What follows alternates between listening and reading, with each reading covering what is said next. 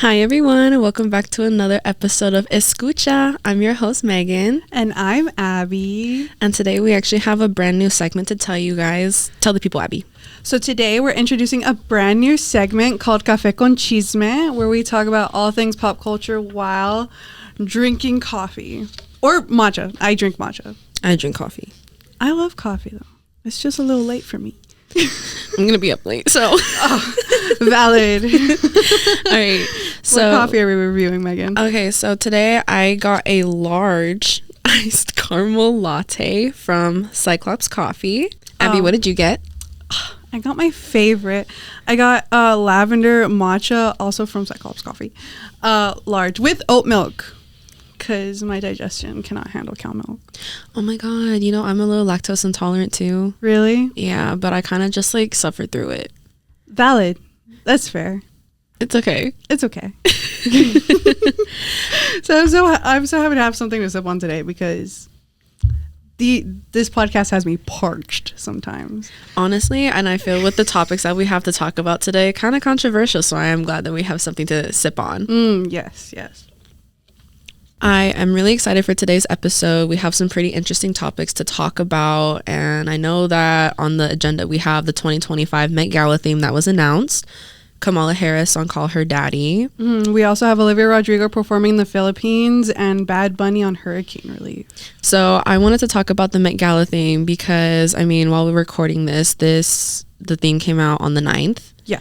And I would say it's a little controversial. Oh, for sure.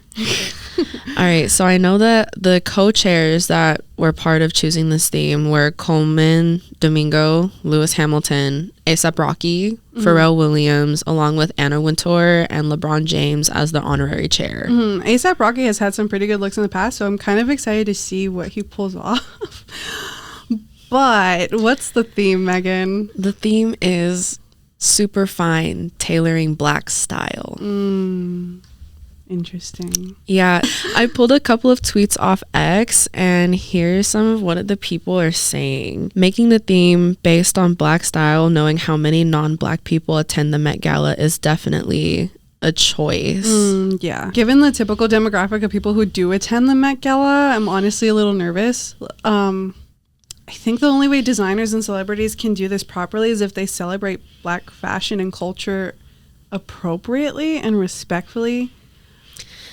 But the theme also encourages people to get looks inspired by traditional African clothing and fashion, so I feel like it's creating a really large platform for cultural appropriation. Yeah, that's fair. And that could definitely ruin the Met Gala. I already can sadly imagine what people can come up with.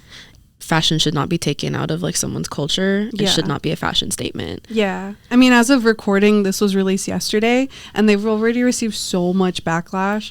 So it wouldn't be surprising if they changed it. Even a couple of my friends have saw that and it genuinely pissed them off in the morning too. Yeah. Because why is culture a costume? I agree, because I know that there was something a little similar where I guess it was I want to say back when we were in high school, so maybe 5-6 years ago, a lot of people were wearing traditional Chinese dresses to go to prom in, and that sparked a really big controversy. Yeah. So I kind of see it, I see the vision behind what they're trying to do, but at the same time I think they crossed the line for sure. Yeah. I agree. Kind of concerning. Kind of hope they change it. Kind of hope that the public opinion pushes them to choose a different theme that's not as controversial. Yeah. All right, well, I guess we'll see what happens. I know you like podcasts, Megan. Oh, I do. But considering that you host one, I know you like that podcast Call Her Daddy, right? Oh, I do. I'm a very avid listener to Call Her. You know what? I never listened to it. Shut up, you haven't? No, never, actually. Oh my god. Okay, I definitely think it's worth a listen for sure. I genuinely really enjoy it. If you enjoy learning about pop culture and stuff. I think I'll definitely listen to this coming episode because this week they had Kamala Harris on the podcast. Did you hear about that? Did hear about that. Yeah, so a lot of Alex Cooper's more conservative leaning fans are really upset with her right now. They're starting to unsubscribe from the show, and they're really upset that they just had Kamala on the show. It's a really big deal that she had Kamala on the podcast to begin with, though, because Call Her Daddy is not a political podcast at all. Oh, really? Yeah, I would say that it focuses more on pop culture, like things going on between celebrities, things going on between influencers and stuff like that, and maybe like sometimes women's mental health and like just physical health all together. And some topics are a little explicit and we can't talk about that on the podcast, but you should go listen to it. But it's just very not what she usually does. So I did see an article from Newsweek. Let me pull it up really quick. Alex Cooper said she couldn't see a world in which one of the main conversations in this election is women, and I'm not a part of it. So I mean, it makes sense. She talks about all things women, and she wants a woman who's running for president on her podcast. And it's not to say that she only invited Kamala. She invited Trump too. Oh, she did? Yeah, and his team never got back to her. Which, lucky for us girlies. But yeah, so a lot of people are getting upset, but it's not like she didn't extend the invitation onto him as well. Like in that article, that this isn't a means to be political. She just wants to talk about women in this position, which I think is really cool. No, I completely get that too. But side note, Call Her Daddy is not the only like interview that Trump has not like agreed to, because I follow 60 Minutes on TikTok. Oh, okay. Kamala went on 60 Minutes and did her interview with them, and I guess Trump and his team kind of were drawing out the interview and then ended up not coming. Like they canceled last minute. Yeah, that's crazy.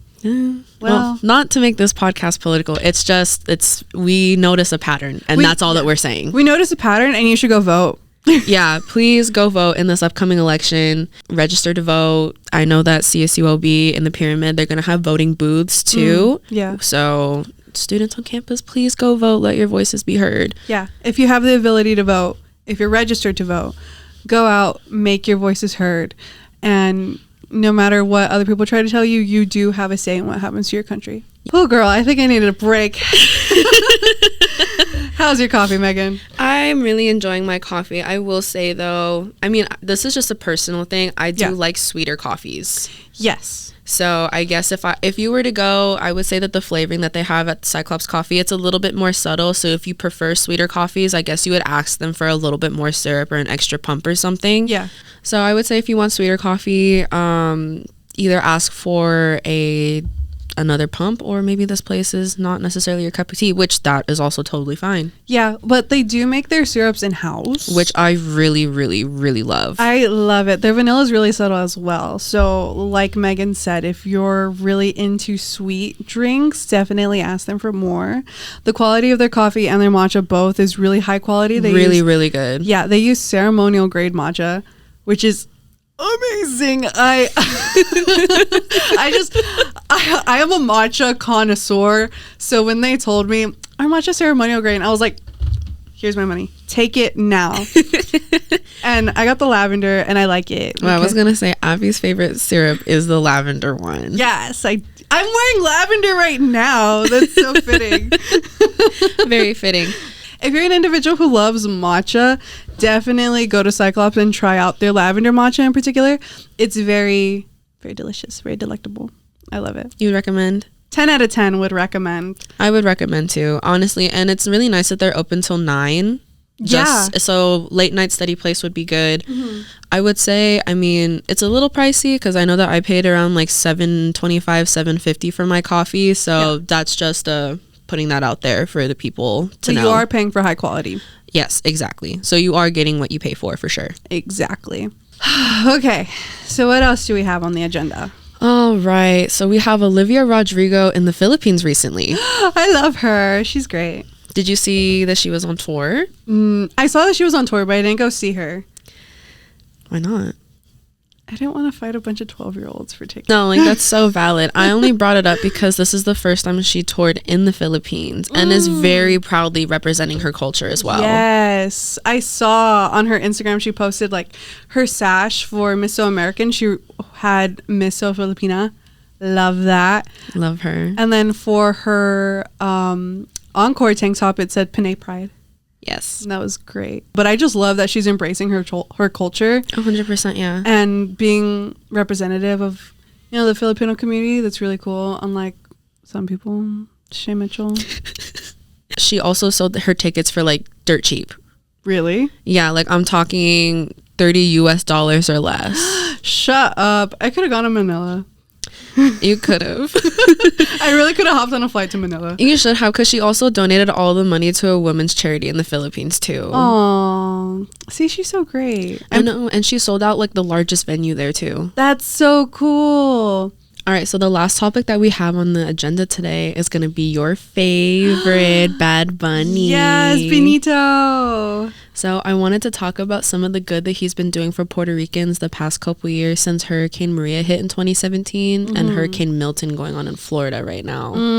Yeah, that's like really devastating what they're getting hit with right now. It's like, I think it's moving from a category 5 to a category 6 at the time that we're speaking. Yeah, and I know that a lot of people in Florida, like, they don't even have the means to evacuate right now. Like, traffic leaving the coast. I mean, obviously, as if we're filming right now, it's too late for people to even evacuate. Yeah.